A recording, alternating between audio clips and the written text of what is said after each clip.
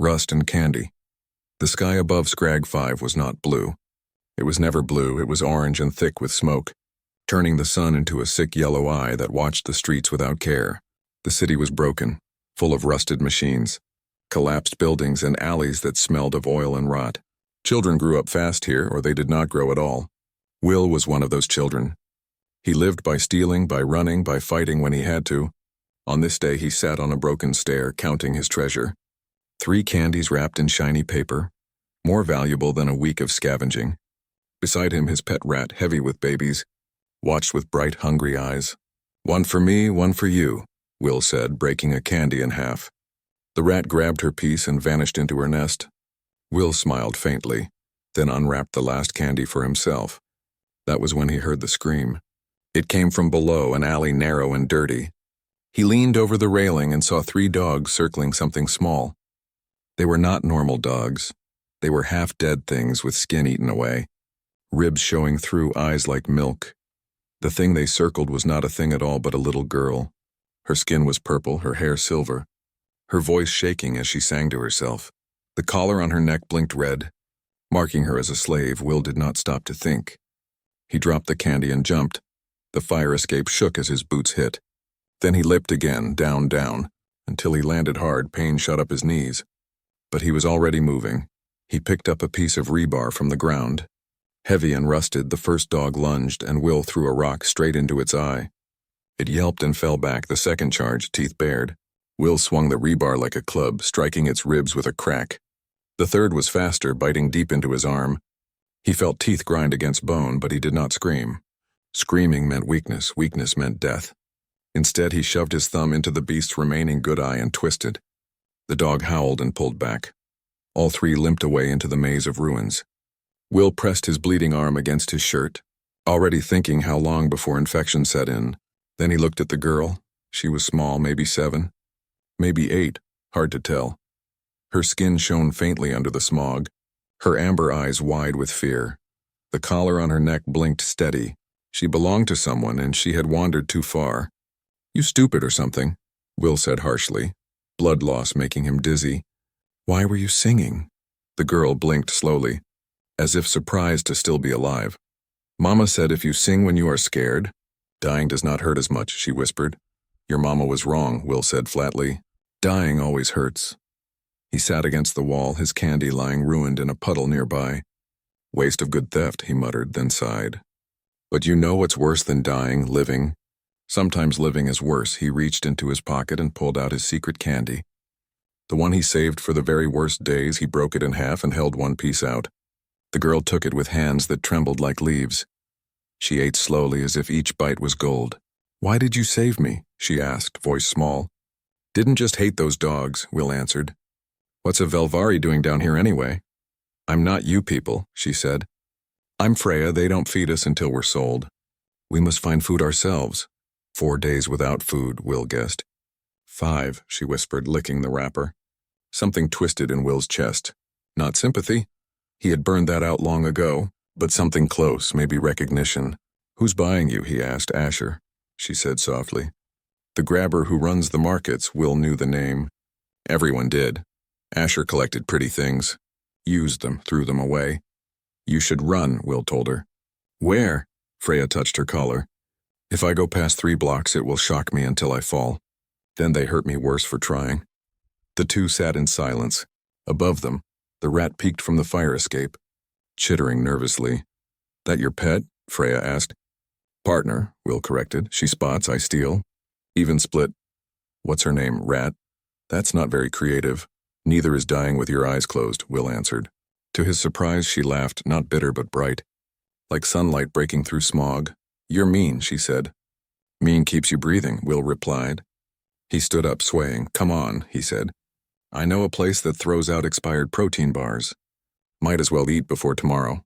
The girl hesitated, then followed, her collar blinking red with every step.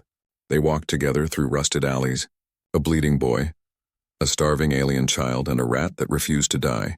2 broken kids in a city built on broken promises.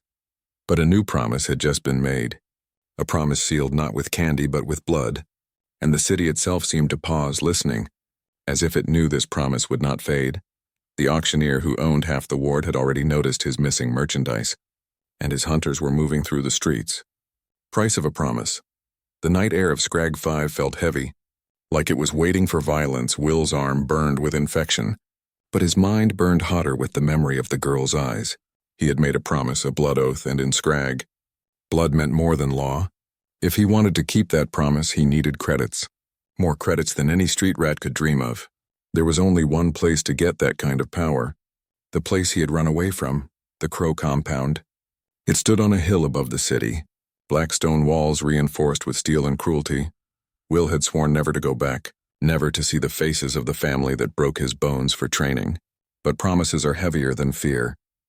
So he walked through the front gates like a ghost come home. The guards froze, unsure whether to shoot or salute. Inside, dinner was being served, a long table filled with sharp eyes and sharper knives. His older brother Adrian dropped his fork. His mother's plate fell and shattered. His father rose like a mountain that had just remembered it could erupt. "The prodigal rat returns," Adam Crow said, voice calm, eyes cruel. "I need 50,000 credits," Will said. Standing in the doorway, his shirt bloody, his jaw locked. For a long second, silence ruled the hall. Then laughter rolled like thunder, cruel and deep. His father's hand became a fist faster than memory, and it slammed into Will's ribs. Old pain woke up, new pain joined it. But Will did not break. He rolled with the strike, grabbed dirt from the floor and threw it into his father's eyes. "Pocket sand," Will muttered. His father blinked, coughed, and then smiled. A thin wolf's smile. "You fight like a rat now," Adam said, ugly, but alive. He sat back at the table and gestured. "Sit, boy, tell us why you crawl home," Will told them. Piece by piece, about the girl with purple skin and the slave collar, about the flesh dealer Asher who would buy her tomorrow, about the blood promise cut into his palm. Adrian whistled. "All this for a purple slave girl? You're more insane than I thought." His father's face darkened. "Not our business," he growled, but Will's voice cut through, cracked but clear. "I made it my business. I made a vow." That word froze the air. A vow in Crow blood was no joke. No game, it was binding, heavier than chains. Even Adrian stopped smirking. Adam Crow leaned forward, eyes sharp. "You understand, boy, a vow means flesh, it means pain. It means you are family again, whether you survive or not." "I know," Will said, though his stomach twisted. From the shadows, an old man stepped forward. Silent as smoke, his grandfather, the shadow dancer, 70 years old and still moving like mercury. He studied Will with eyes that had never known mercy. "You want 50,000 credits," the old man said, voice smooth as broken glass. "You will pay in time, in flesh, in trials." "What trials?" Will asked, though his heart already knew. "3, the old man smiled. Too many teeth in it, pain, fear, shadow. He circled Will like a predator testing prey. 1 year in the cave, where light does not live if you survive. The girl is free if you fail. Your promise dies with you. Will's mother stood suddenly, slapped him hard, then pulled him into a fierce embrace. "You stupid brave boy," she whispered, her tears hot against his cheek. "I thought you were dead, don't be sorry. Just be strong." Adrian broke the silence with a laugh that wasn't mocking. "Well, little brother, at least you're doing this for love. Better than doing it for fear." His father said nothing, only watched with eyes that measured whether Will was steel or clay. At dawn, the deal was made. Adam Crow and 2 soldiers went to the flesh market. Asher sat on a throne of machines, 3 arms of flesh, 3 of metal. 50,000, his translator croaked. "Unusual price for unusual goods," Asher smirked. Adam Crow only smiled back, colder than knives. "The buyer values quality." The exchange was done. Freya was brought out in chains, her face pale, her collar blinking red. She clutched the papers in her small hands, reading the note through tears. "Freya, dummy, you're free. Buy candy every day, remember rule number 1. Survive, rule number 2. Team beats solo, I'll find you again. Even if you're a queen. Don't sing off-key at our wedding, it was signed with blood." But Will was not there, he was in the basement, standing before the door to darkness. The shadow dancer's voice was the last thing he heard. "Pain is the only honest teacher. Scream if you must, but never beg if you beg. You're already dead." The door hissed shut, sealing him in blackness deeper than death. Inside the silence, Will whispered to himself, "Freya, wait for me, I'll crawl through hell if I have to." And the cave swallowed his words whole. The first bone snapped an hour later. And the cave laughed with him or at him, no one could tell. Sight without eyes. The cave was not a room, it was a grave that refused to close. When the iron door sealed behind Will, light ceased to exist. There was no torch, no crack, no glow, only black so thick it pressed against his eyes like stone. The first thing the darkness took was time. Minutes felt like hours, hours felt like weeks. The second thing it took was hope. At first, Will screamed. He screamed until his throat bled, fists smashing the unseen walls. Pain came quick, fingers broken, knuckles split, ribs bruised against cold stone. The shadow dancer had promised pain, and the cave delivered. When Will finally collapsed on the floor, his own breath sounded like thunder in the void. Then came fear. Hallucinations whispered. Shadows with no form crawled across his skin. Sometimes he saw his brothers, sometimes he saw the dogs from the alley. Sometimes he saw Freya with dead eyes. He begged the dark for a single flicker of light, a single spark, but the dark gave nothing. By the second week, Will stopped screaming. He stopped moving, stopped eating what little food the slot pushed through. He lay still, half wishing for death, half praying for silence inside his head. But one night, or what felt like night, something changed. He heard more than his breath. He heard a drip, faint and steady, water striking stone. He heard something else too, the slow scrape of his own hair growing against the floor. The silence wasn't silence at all. It was a storm too quiet for weak ears. Desperation made him test a thought. He clicked his tongue sharp and fast. The sound bounced, came back. Painted a wall 3 steps away, he clicked again, louder. The ceiling appeared in his mind, 7 feet up, rough and jagged. He clicked a third time and the room took shape. He wasn't blind anymore, not in the way the world thought. He could see with sound. Day by day, Will trained this new sight. Different materials sang back in different notes. Stone had one echo, iron another. The air itself hummed when warm. Soon he could walk the cave with his eyes closed and never stumble. He could tell when food arrived without touching it. He could feel the beat of his own heart as a map of life. The darkness had not broken him. It had rebuilt him, meanwhile, far above. Freya was changing too. She lived in her new apartment, free but not safe. People looked at her collar scar and saw property, not person, so she learned to use her gift. Her empathy was not only for kindness, it could bend enemies with a touch. She could flood a cruel man with the hunger of the children he starved. She could make a soldier feel the terror of those he had hunted. One by one, her oppressors bent or broke. But each time she used it, her own strength drained. She vowed never to kill with feelings again. She would fight with justice, not slaughter. The girl and the boy grew apart in space, but closer in spirit. Every month a letter came through the food slot. Paper pressed so hard that her drawings rose like scars. Flowers, stick figures, a rat with a crown. Will traced them with bleeding fingers, and it was enough to remind him of why he stayed alive. One day the iron door opened, not to free him, but to test him. The shadow dancer stepped inside, silent as poison. "You still sane?" he asked, voice like sandpaper on steel. "Define sane," Will whispered, his voice rough from silence. The old man chuckled. "You've adapted. Most break, some die, but you see without eyes. Don't you?" Will clicked his tongue, mapping the predator in front of him. "I see you." The old man placed a stack of papers into his hands, drawings, from the girl. Will's fingers traced hearts and stars pressed deep. "She remembers you. She waits. But can you survive 6 more months?" Will closed his eyes, though he didn't need them. "For her, I'll survive 6 years. Above?" Freya grew into a symbol. At 12, she killed her betrayer with his own cruelty reflected back. At 15, she whispered rebellion into the hearts of leaders.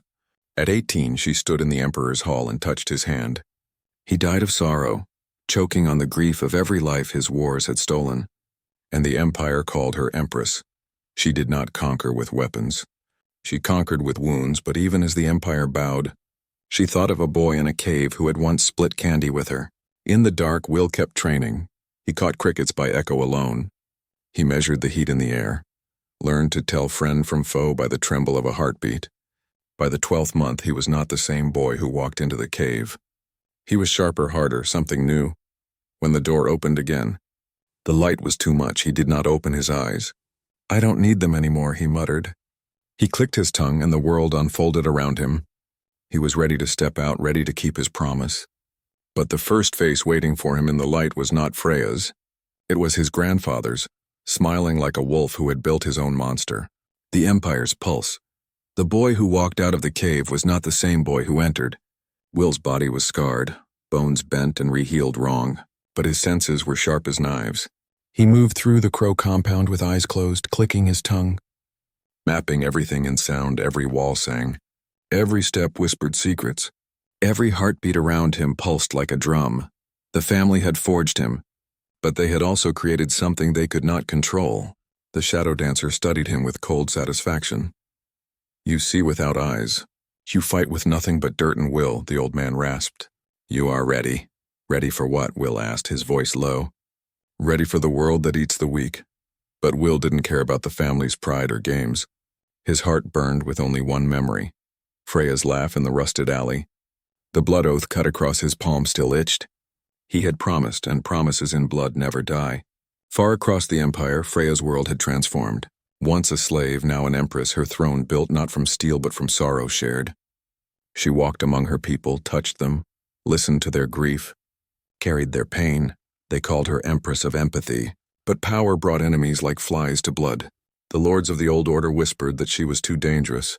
Some said she was a witch, others said she was a weapon, but all agreed her reign was not natural. Assassins stalked her halls, poison hid in her wine, daggers waited in her bed. Still she endured, because she had learned in hunger and fear that survival is the first law. One night she dreamed of him, not as he was, but as he had become, eyes closed, moving in silence. A shadow that saw without sight. When she woke, her hand pressed the scar on her neck where the collar had once burned. She whispered into the dark, Hero dummy, are you still alive? The Empire itself pulsed with tension. The rust plague spread faster than healers could contain. Children in the grabber cities coughed blood into their mothers' arms. The same disease that had killed Asher's daughter now threatened to erase an entire species. Whispers spread that only Velvari blood could cure it, and all eyes turned to the Empress who carried the last royal line. Freya stood on her balcony and watched the city glow beneath her. The people below sang her name, not out of fear but out of hope. Yet she felt the trap closing. She was the cure. And cures are not queens, they are sacrifices, but in her heart, one promise anchored her to life. He would come. The boy with blood on his hands and candy in his pockets, he had sworn it. Meanwhile, Will was no longer a street rat nor only a crow. The Empire's underworld knew him by another name. Echo, the blind thief who never missed.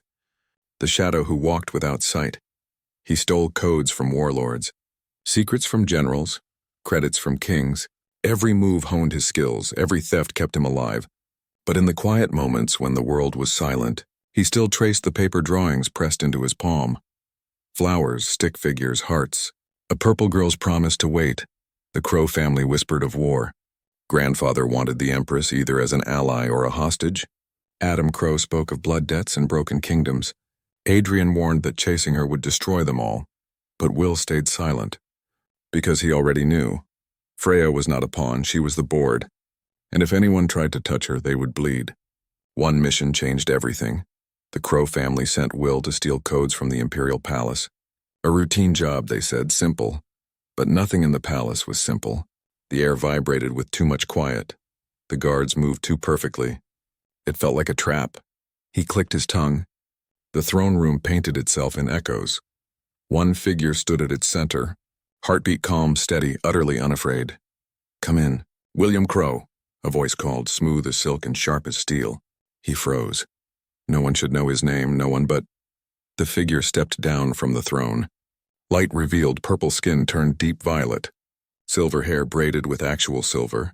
Amber eyes that burned. Freya the Empress, his purple girl. Will's knife was in his hand before he could think. Pressed to her throat. How do you know me? He whispered. Voice shaking, she laughed, bright, impossible. The same laugh from a rusted alley 15 years ago. Hello, hero dummy, she said. And in that moment, every scar, every shadow, every trial broke like glass. He opened his eyes fully for the first time in years, blinded by light and love. But behind her smile waited something darker. The Empire was collapsing, the plague spreading, and Freya needed him not only as a promise kept, but as a weapon forged in the cave, blood and crown. The throne room's silence cracked like glass. Will stood with the knife trembling in his hand. the blade at her throat. But the girl he once saved was no longer a girl. She was Empress, and she wore her crown like it was carved from her bones. "Put the knife away, Will," she said softly. No fear in her eyes, no tremor in her voice. He wanted to believe it was a trick, some trap set by her enemies, but then she smiled, and the world inside him broke. That same smile he remembered from the alley when dogs had circled her. "You knew I'd come," he whispered. "I waited for you," she answered. "I built an empire waiting." His hand shook. But he lowered the blade for the first time in years. He opened his eyes and let the light burn. The reunion should have been joy. But the palace walls shook with whispers. The rust plague spread through cities faster than fire. Thousands of children gasped for breath, their veins darkening with red lesions.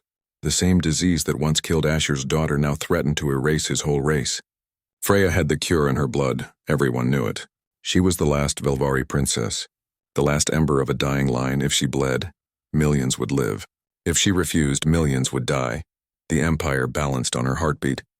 But she was not only an empress, she was the purple girl from Scragg 5. And she had not forgotten her promise. She touched his scarred hand, the one with the blood oath cut across the palm. "You swore you'd find me. Even if I was a queen," she whispered. "You kept your word. Now I need you to help me keep mine." Will's heart thundered like war drums. He had fought shadows, pain, fear, and the cave. But this was something else. He had no weapon sharp enough to cut a plague. No trick dirty enough to steal life from death. Before he could answer, the throne room doors slammed open. Adrian stumbled in, bleeding from 3 wounds, dragging a captive boy behind him. "Brother," Adrian gasped. "We've got a problem." The captive was young, a grabber no more than 16.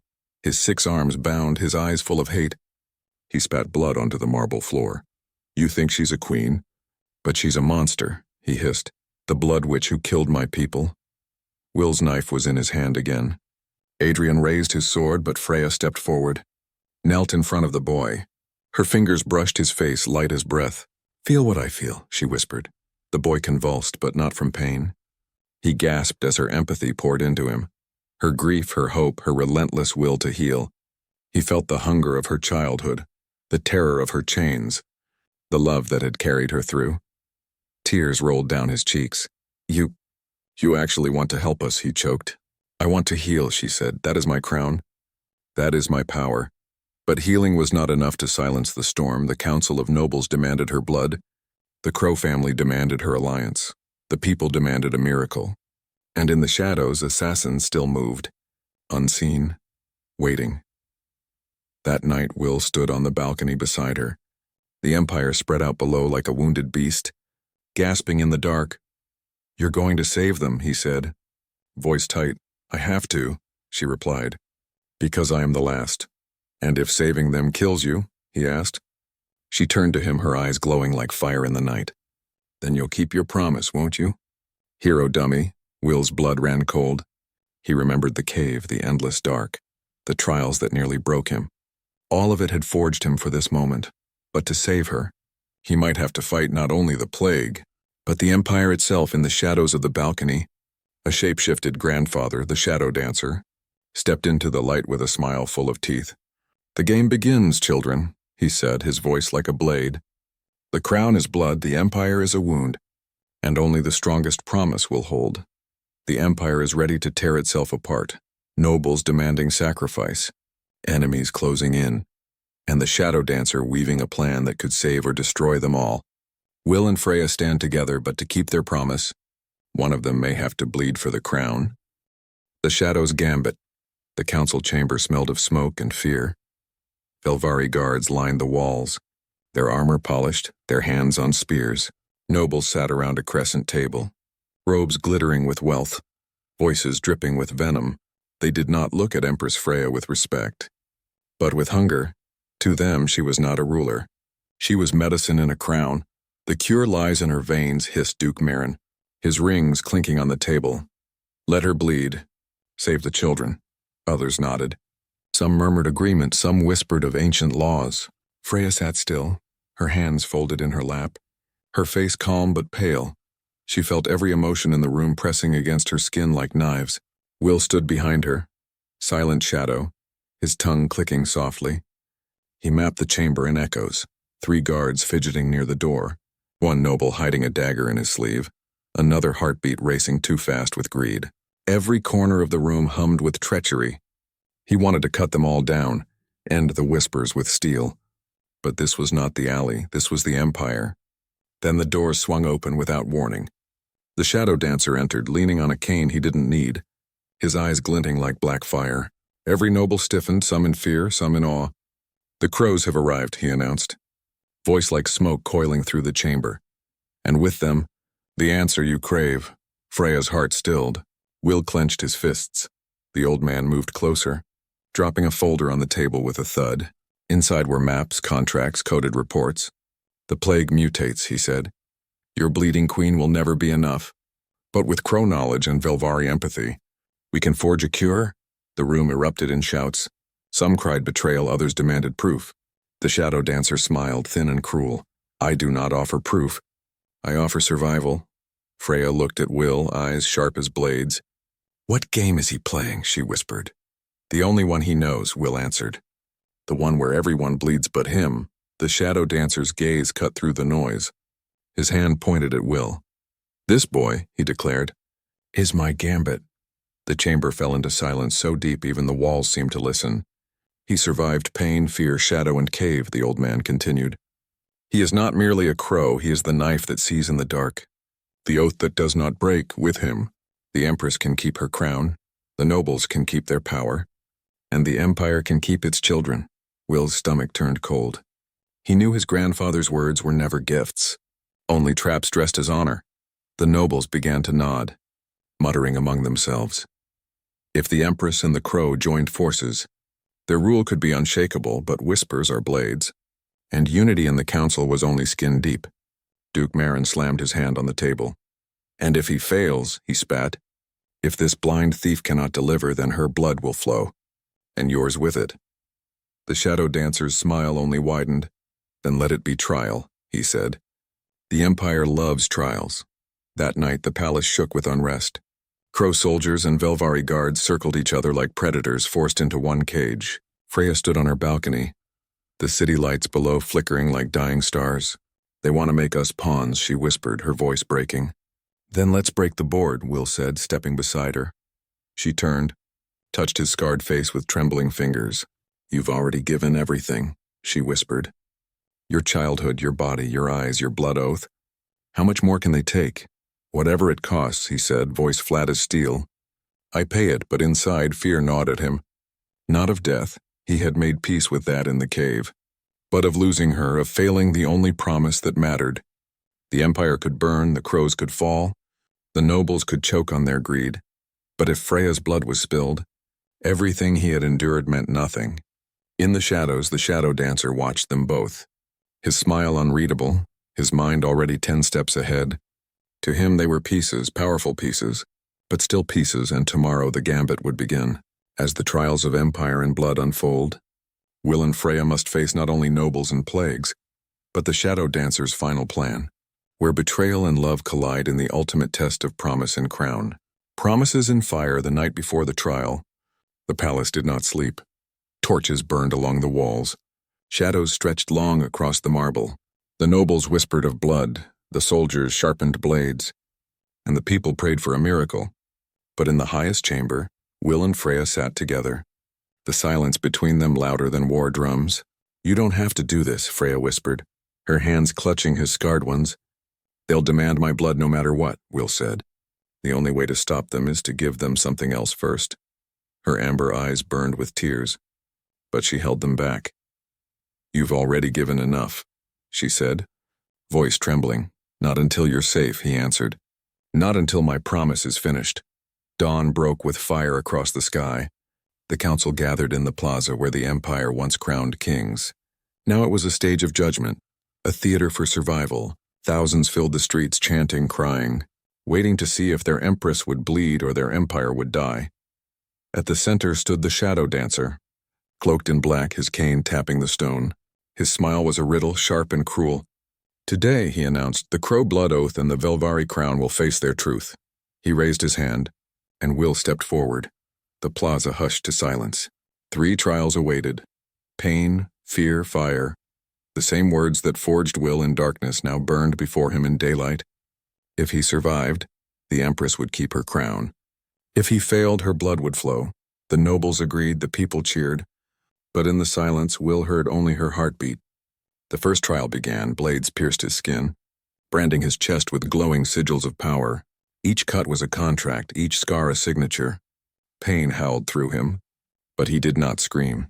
He remembered the cave, the darkness, the broken bones. He remembered a purple girl laughing in a rusted alley, and he endured. The second trial dragged him into shadows. Hallucinations clawed at his mind, his brothers dying, his mother weeping, his father's fist crushing his bones. But worse than all, he saw Freya chained again. Collar glowing red, eyes empty, his chest cracked with terror. His breath broke, yet he clicked his tongue. The sound painting shapes, he remembered who he was, Echo, the boy who learned to see without sight, and he broke the fear apart with sound and will. The third trial was fire, real fire, a circle of flames roaring higher than towers. He was ordered to walk through it. Blind, bare, broken, step in, and if you survive. The Empress lives, the shadow dancer declared. Will glanced at Freya. She shook her head, tears finally falling. Don't, she begged. But he smiled, small and sharp. Hero dummy, he whispered. Always. He stepped into the fire. The world vanished in heat and agony. His skin blistered, his body breaking, every step was death. But he remembered the promise. He had sworn to save her, sworn to stand beside her, sworn in blood that they would meet again. And so he walked one step, another and another, until the fire broke behind him and silence crashed like thunder. The plaza erupted. Some cheered, some screamed, some wept. The shadow dancer's smile widened, but in his eyes flickered something strange. Pride, perhaps, or sorrow. The nobles had no choice. The oath had been fulfilled. The trial survived. The Empress would not bleed. But at what cost? Will collapsed to his knees. Skin scorched, body trembling. Freya rushed to him, cradling his head in her lap. You idiot, she sobbed. You stupid, beautiful idiot. He smiled through the blood and ash. Still kept the promise, he rasped. Her tears fell on his face like rain. No, she whispered. We kept it together. That night the Empire changed. The people saw not only an Empress who healed, but a man who burned for a vow. Whispers of rebellion turned to loyalty. Whispers of division turned to unity. And in the shadows, even the old assassin bowed his head. The gambit is complete, the shadow dancer murmured. But his eyes lingered on the young lovers, and for the first time his smile faltered on the balcony. Beneath the stars that had once watched two starving children, Will and Freya stood together, scarred but unbroken. The Empire's crown gleamed. The blood oath burned, and their hands were joined. Tomorrow will still be hard, Freya said. Voice soft. Tomorrow always is, Will answered. But tonight the promise lived, and in the walls. An immortal rat curled around two old candy wrappers. The real history of the Empire. Treasures of children who chose each other. The fire had not destroyed them, it had made them.